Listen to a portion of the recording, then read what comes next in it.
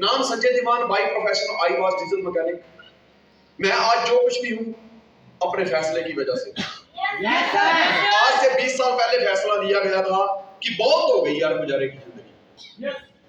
दिवाली आती है तब नए कपड़े मिलते हैं, मार्केट में जब निकलते हैं तो ऑटो वाले को हाथ दो, गाड़ी वाले को हाथ दो, लिफ्ट मांगो। ये कब तक चलेगा यार?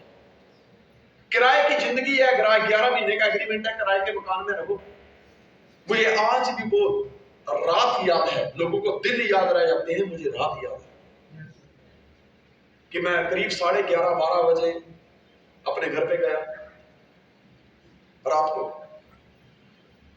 शरीर से स्मेल आ रही थी डीजल की, पूरा दिन मेहनत करी। मैंने अपनी वाइफ से कहा कि गरम गरम खाना बनाओ, मैं नहा के आता हूं। अब मैकेनिक को नहाने में आम आदमी से ज्यादा समय लगता है, क्योंकि डीजल पूरा दिन हाथ डीजल से लथपथ होते हैं, काला लगा होता है सब जगह पे, उसको साफ करने में टाइम लगता है। कम से कम 25-30 मिनट, आधा घंटा लग गया मेरा। जब वापिस आए मैंने और मैडम ने खाना खाया, 12:30 बज गए। फिर उसने बर्तन धोए, ऐसे 1 बज गया। जब सोने की बारी आई तो जैसे ही बिस्तरे पे लेटती है तो मुझे कहती है हाँ, कब इस जिंदगी से छुटकारा मिलेगा। उसने इतनी बात बोली और उस बात की इतनी ज्यादा आवाज आई कि मेरा दिल दहल गया कि यार कब इस जिंदगी से छुटकारा मिलेगा। मतलब तुम तो घर में हो, पंखा लगा होता है, कम से कम एसी नहीं तो पंखा तो है ही है। मैं तो पूरा दिन धूप में गर्म लोहा टच करता हूँ, हाथ में हथौड़ी होती है, पूरा दिन गाड़ियां ठीक करता हूँ, पसीना यहाँ से लथपथ होता है और मैं ऐसे करके पसीना पोंछता हूँ, और तुम कहते हो कब इस जिंदगी से छुटकारा मिलेगा। कहते दिमान साहब, मैं ना मकान मालकिन की बातों से दुखी हो गई। मैं कह क्यों? कहती मकान मालकिन हमेशा कहती है आप तो पानी का बहुत ज्यादा इस्तेमाल करते हो, देर रात तक आप सोते नहीं हो, आप लाइट का ज्यादा इस्तेमाल करते हो। मुझे एक बात बताओ दिमान साहब, कब वो दिन आएगा जिस दिन हमारी भी जिंदगी बदलेगी, जिस दिन मैं भी मकान की मालकिन बनूंगी? वो दिन कब आएगा? मैं रोज एक ख्वाब देखती हूँ कि किस दिन मेरे पास बहुत बड़ा घर होगा, मेरे बच्चे अच्छे स्कूल में जाएंगे, दिमान साहब एकदम टाइम एकदम मस्त घूमेंगे, हमारे पास खुद की कार होगी। लेकिन ये क्या, मैं सुबह हर दिन देखती हूँ उठा हुआ माँ का बेटा कुछ कर दिखाएगा। मुझे क्या पता था कि पूरा दिन हथौड़ियां चलाएगा, 10-12 रोटियां खाएगा और सो जाएगा। मैंने कहा यार इतनी बात उसने कही, वो तो सो गई, लेकिन मेरी नींद उड़ गई। मैंने भगवान के आगे प्रार्थना की है, प्रभु मुझे कुछ ऐसा काम दो, अपना पेट तो जानवर भी भरते हैं, मुझे ऐसा रोजगार दे कि मैं अपने साथ साथ लोगों की भी जिंदगी बदल सकूं। दोस्त, ठीक थोड़े दिनों के बाद गुजरात में दंगे होते हैं। कहते कुछ अच्छा होना होता है तो उसके लिए भगवान कई बार बुरा भी कर देता है, परीक्षा देता है। कई बार बुरा होने के बाद ही अच्छा होता है। गली में पानी पूरी वाला आया, वो पानी पूरी खाने लग गई आजू बाजू वाली के साथ। बस उसने 2 पानी पूरी खाई थी, जैसे तीसरी खाने लगी उसको खांसी स्टार्ट। देखिए बहाना क्या लगता है। अब ये सफर मुझे कहां तक लेके जाता है। उसको खांसी स्टार्ट हुई और उसी दिन शाम को गुजरात में दंगे स्टार्ट हुए, जो गोधरा कांड हुआ। मैं शाम को घर पे आया तो उसको खांसी बहुत ही ज्यादा जोर जोर से हो रही है, और घर में तो कोई दवाई भी नहीं थी, और शाम हो गई रात को और दंगे हो रहे हैं, सब जगह आगजनी हो रही है। मैंने कहा एक काम करते हैं, अभी तो जैसे कैसे तू काम चला देसी नुस्खे वगैरह से, कल लेके चलता हूँ डॉक्टर के पास। सेकंड डे तो बाहर निकलना भी मुश्किल था, और उसकी खांसी, उसको दंगे से कोई मतलब नहीं था, वो उसको खांसी बढ़ती जा रही है, उसकी आंखें बाहर आ गई, वो इतनी जोर जोर से खांस रही। 8 दिन तक माहौल शांत हुआ। 8 दिन के बाद जब मैं डॉक्टर के पास ले गया, डॉक्टर ने उसको टीबी डिक्लेयर कर दिया, इसको टीबी हो गई। बच्चा हमारा 1.5 साल का था। डॉक्टर कहता है इसके पास बच्चे को नहीं रखने का, ये तो इसको भी हो जाएगी। अब मुझे समझ नहीं आ रहा था जिंदगी में क्या यार, टीबी तो बहुत खतरनाक बीमारी होती है, अगर इसको कुछ हो गया बेटा, इसको इसकी परवरिश कौन करेगा? अगर ये मेरे पास मतलब रहेगा तो मैं इस ना अपना वर्कशॉप नहीं संभाल पाऊंगा, मैं इसको मां से दूर कैसे कर सकता हूँ? और जब भी मैं बेटे को उससे छीनता हूं तो वो रोने लग जाती है, कहती मैं मां, मेरा भरोसा रखिए, मैं बीमारी से लड़ने में इतनी सक्षम हूं कि इस बीमारी की इतनी औकात नहीं मेरे बच्चे को छू जाए।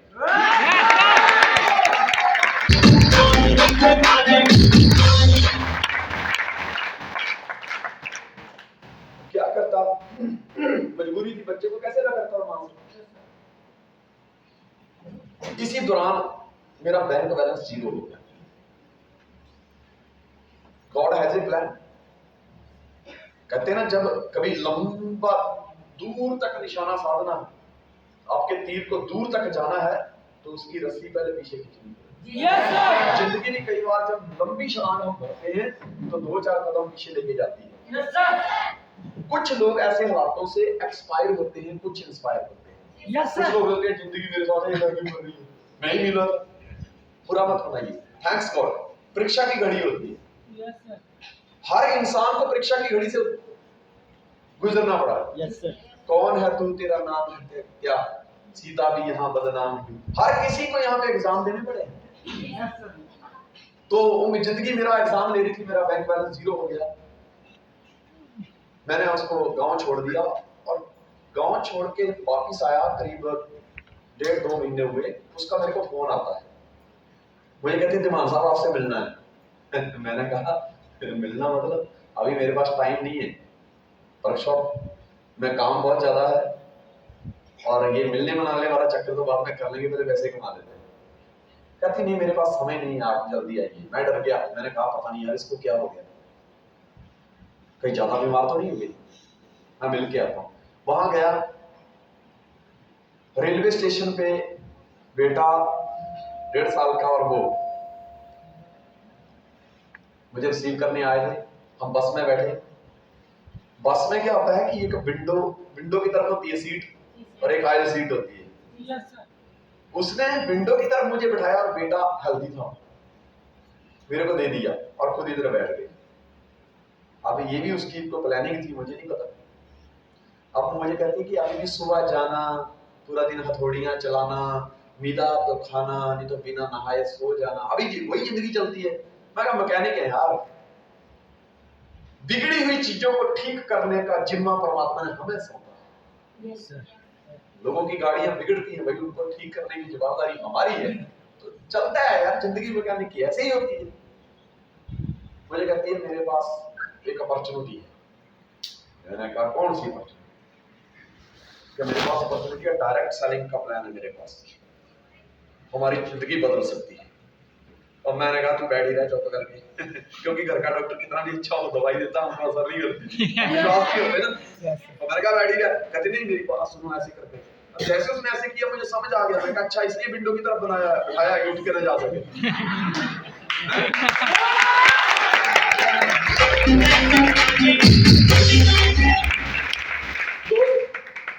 प्लान शेयर हो रहा है बस के अंदर ही, ऐसे ऐसे हम ज्वाइन करेंगे, फिर ऐसे लोगों को ज्वाइन करेंगे, ऐसे ऐसे पैसे आएंगे। और मैंने कहा ठीक है। घर पे गए, पर परमात्मा ठान चुका था कि संजय दिमान को इस इंडस्ट्री में लेके आना। दोस्त मन में मेरे भी ख्याल आने लगा, जैसे जैसे प्लान करने लगे कि भाई लगाना बहुत कम है, आता बहुत कुछ है। मेरी समस्या ये थी आने की तो बात बाद में है, पहले लगाने के लिए तो कुछ चाहिए। होता है दोस्त। मैं घर पे पहुंचा, खाना देते समय मुझे मोटिवेट किया गया हमें ज्वाइन करना है। मैंने मन में सोचा यार रात गई सुबह होगी तब देखेंगे। कहा करेंगे। Second day God has a plan, मैं ससुराल में गया, उसके साथ मौसा मौसी ने ज्वाइन किया था, वहां उसके घर पे पहुंचा मैं। वहां पे मेरी मुलाकात मेरी ग्रेड अपलाइन से हुई और वहां मुझे फिर प्लान शेयर हुआ। जैसे प्लान शेयर हुआ, बताया गया 10,500 का लेना है। मैंने ससुर जी की तरफ देखा, ससुर जी कहते हैं शाबाश बहुत बढ़िया काम है, करो बहुत पैसे आते हैं, शाबाश।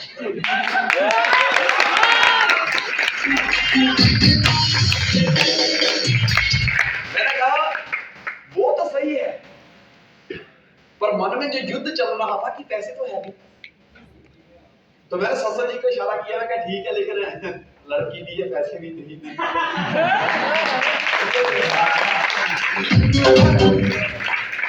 मैं आपको बताऊं, वो मेरे उस दिन मेरे दिमाग का जो भ्रम था वो उतर गया कि लड़की दे सकते हैं, पैसे नहीं दे सकते। मुझे कहते हैं बाल अगर तेरे लंबे हैं, नाई के सामने मैं जाके बैठ जाऊं, अपनी मुंडी के घेर दूं और उन्होंने काट दे, तो तेरे छोटे होंगे कि मेरे? मैं कहा आपके। कहते भूख तुझे लगी, खाना मैं खाऊंगा, तो क्या तेरी भूख शांत हो जाएगी? मैंने कहा नहीं। तो कहते तुझे भूख लगी है, तुझे खाना खाना पड़ेगा। अगर तुझे सफलता की भूख है संजय धीमान, तो पैसे तेरे ही लगने चाहिए। जब तू पैसे लगाएगा तुझे दर्द होगा, तो भी तू मेहनत करेगा और फिर भी तेरे को कामयाबी मिलेगी। मेरे को बड़ा गुस्सा आया। मैंने कहा यार, लड़की दे दी तब कोई बात नहीं की, कोई सवाल नहीं था, लेकिन आज बात 10,500 की आ रही है और मेरे को घुमा घुमा के बातें दी जा रही है। मेरे मन में गुस्सा आया, मैंने वही से कमिटमेंट ली। कहते success is not a matter of chance, it is a matter of choice. मैंने वही से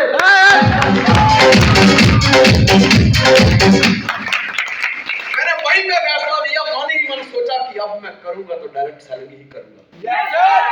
रही पैसे की बात, सोफा बेच के पैसा भरूंगा बेशक, पर मैं सोफा बेचूंगा तुम्हारा ही दिया हुआ।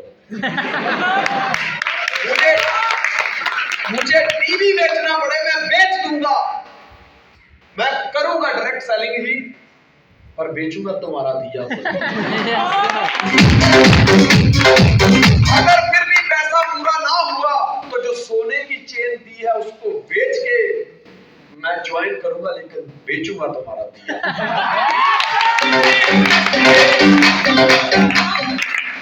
मैं घर पे गया, घर पे जाकर रात को 8:30-9 बजे का टाइम, हिमाचल में जल्दी खा पी के जल्दी सो जाते हैं। 6 बजे तो वहां खाना हो जाता है, 6-7 बजे, लास्ट में 7 बजे खाओ तो बोले कि यार इतना लेट, और 8 बजे तक तो सो जाते। 8:30-9 बजे मेरी माता अपने बेडरूम में गई, मैडम अपने बेडरूम में गई बेटे को लेके, और मैं मम्मी के साथ धीरे धीरे, मम्मी जैसे बेड पे अभी बैठी थी, मैंने मम्मी का हाथ उठाया, मैं कहा देख कितने सुंदर हाथ है तेरे लिए, इन्हीं हाथों से मेरी परवरिश की है तूने, पर आज देख कितने कैसे हार्ड हो गए हैं, ये लाइनिंग पड़ गई है, कितने रफ जैसे हो गए हैं। कहती बेटा मेहनत कर करके, काम कर करके, खेतों में काम करते हैं, घर में काम करते हैं। मैं कहा आज के बाद ये सारे काम बंद। क्यों? मैं कहा नौकर चाकर होंगे तेरे पास, गाड़ी होगी, बंगला होगा, नौकर काम करे, तुम्हें काम करने की जरूरत है। कहती पागल हो गया तू? मेरी अपलाइन ने कहा था, मैंने पूछा कि कामयाब होने के लिए, डायरेक्ट सेलिंग में कामयाब होने के लिए क्या चाहिए? तो उन्होंने कहा कुछ नहीं, पागल बनने की डिग्री चाहिए। अब इधर माँ मेरी कह रही है पागल हो गया तू। मैंने कहा सही बात है कि डॉक्टर बनने के लिए एमबीबीएस की डिग्री चाहिए, yes, एडवोकेट बनने के लिए लॉयर बनना पड़ता है, yes, और नेटवर्कर बनने के लिए पागल बनना पड़ता है, yes! और ये डिग्री जब खुद माँ ने दी हो बेटे को, तो फिर कामयाब होने से कौन रोक सकता है? yes! पागल ही समझो। मैंने प्लान किया, जैसे मैं प्लान कर रहा था, लाखों रुपए की बातें कर रहा था, मेरे पिताजी आराम से सोए हुए थे चादर ओढ़ के। जैसे लाखों की बातें हुई और मैं चादर फेंकी, कहते बेटा मेरी भी एंट्री डाल देना। मैंने कहा वो बात सही है, लेकिन मैंने प्लान इसलिए नहीं किया कि आपकी एंट्री डालनी है, मेरे पास पैसे नहीं है, उसका कोई प्लान करो भला।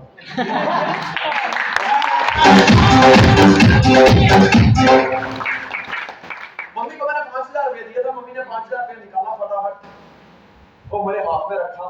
मैंने कहा लगे आधा बंदोबस्त तो हो गया, आधा काम तो हो गया। मैं फटाफट ना 5,000 रुपए लेके अपने बेडरूम में गया धीरे से। मैं कहा बेटा कहीं उठना चाहे, बच्चे बड़े शरारती थे, रात को उठ जाते, जल्दी सोते नहीं। मैं कहा उठना चाहे, मैंने धीरे से अलमारी खोली, मैडम का पर्स निकाला। मैंने सोचा देखता हूँ इसमें कितने पड़ेगा, 5,000 का तो बंदोबस्त हो गया।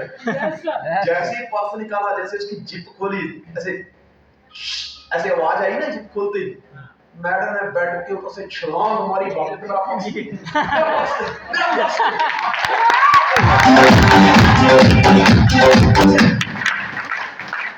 मैंने कहा रुक तो जा। कहती नहीं मेरा पर्स। अब आप फील कर सकते हैं कि पर्स का एक तरफ से बेल्ट मेरे हाथ में और दूसरी तरफ बेल्ट जो है वो मैडम के हाथ में, वो अपनी तरफ खींच रही, मैं अपनी तरफ, छोड़ने को कोई तैयार नहीं। अब मैं धीरे थोड़ा जोर से भी बोलो कि बेटा ही उठ जाए तभी छोड़ दे, अब वो भी नहीं उठ रहा। क्या करें, अब दो लोगों में जंग होती है तो कोई तीसरा छुड़ाता है, तीसरा कहां से लाए। मैंने कहा देख मेरी बात सुन, एक बार क्या होता है कि एक ना हवन चल रहा होता है, तो पंडित ने कहा अपने घर से 2 किलो का डब्बा लेके जाता है अलग से, और जिन्होंने हवन करवाना होता है, जो हवन करवा रहे थे उनके उनके उन्होंने ना पंडित को 5 किलो का घी का डब्बा दिया होता है। तो इधर पंडित मंत्र मारता है, ओम नीलांजन समभासम रवि पुत्रम यमागतिम छायावासं संभूतं तं नमामि श्रीकृष्णं स्वाहा।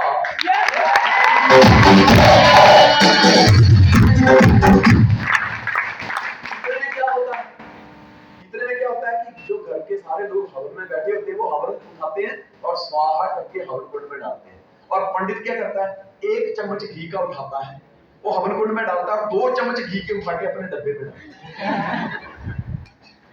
तो बाजू में वहां रोहित केसरी जैसा इंटेलिजेंट बंदा वहां बन गया है, और वो धीरे से बोलता है घृतम चोरम घृतम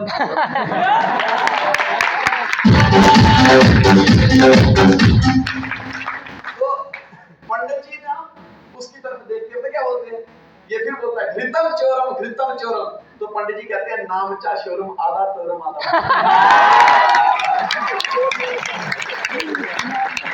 बिल्कुल शोर मत मचा, आधा तेरा आधा मेरा। वैसे ही मैंने उस मैडम को कहानी सुना डाली, मैं क्या नाम चा शोरम आधा मोरम आधा तारम। अब आज भी हमारा आईडी जो है वो दोनों के नाम से 50-50 है, क्योंकि आधा मोरम आधा तोरम। तो दोस्तों हमने ऐसे करके ना, मतलब भैया प्लीज ऐसे करके ना हमने क्या बोलते हैं, मतलब इस इंडस्ट्री में शुरुआत की। 1.5 साल तक हमें कुछ नहीं आया। दिन रात प्लान होते थे पर आया कुछ नहीं। पता क्यों नहीं आया? उसका कारण था कि आई एम समथिंग। मैं ये सोचता था कि मुझे तेरे से ज्यादा आता है, अपने को कहता था मुझे तुझसे ज्यादा आता है। मेरे अपने कहीं ठीक है, लगा रहा। जिस दिन तुझे लगे कि अभी मेरे बस की बात नहीं है तब मुझे कहना। 1.5 साल बाद जब मैंने अपनी अपलाइन को सबमिट किया, उसके बाद मेरी जिंदगी बदलने शुरू हुई। धीरे धीरे लोग मिलने शुरू हुए। सबसे पहली एंट्री हुई हमारे साथ मिस्टर रविंद्र रघुवंशी की, उसके ऊपर डीएस दीवान है रविंद्र रघुवंशी। फिर उनके जरिए मेरी मुलाकात हुई मिस्टर राहुल कुमार जी से। फिर राहुल कुमार के जरिए मेरी मुलाकात हुई देव कुंदन से, बंटी नंदन से, राजेश रॉय से, पंकज, गौरव, कन्हैया प्रसाद, ऐसे लोग मिलते चले गए। फिर एमपी साइड में है प्रमोद सिंह, अभिनीत साहू, फिर विजय हनवत, आशीष श्रीवास, अंजू श्रीवास, ऐसे सरफराज कुरैशी, रवि ऋषि फैलावे, ऐसी टीम बनती गई। और दोस्त आज पूरे हिंदुस्तान में, पूरे वर्ल्ड में 4 लाख लोगों का नेटवर्क।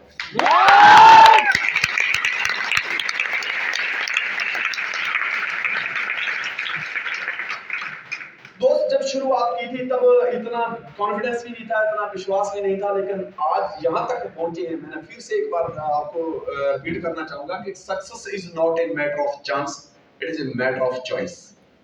हम इस इंडस्ट्री में आए, उस आने का फैसला लिया और उसके बाद काम करने का फैसला लिया और काम करते गए करते गए करते गए। आज हमारे पास, आज मेरे पास जो गाड़ी है मर्सिडीज बेंज 51 लाख की है।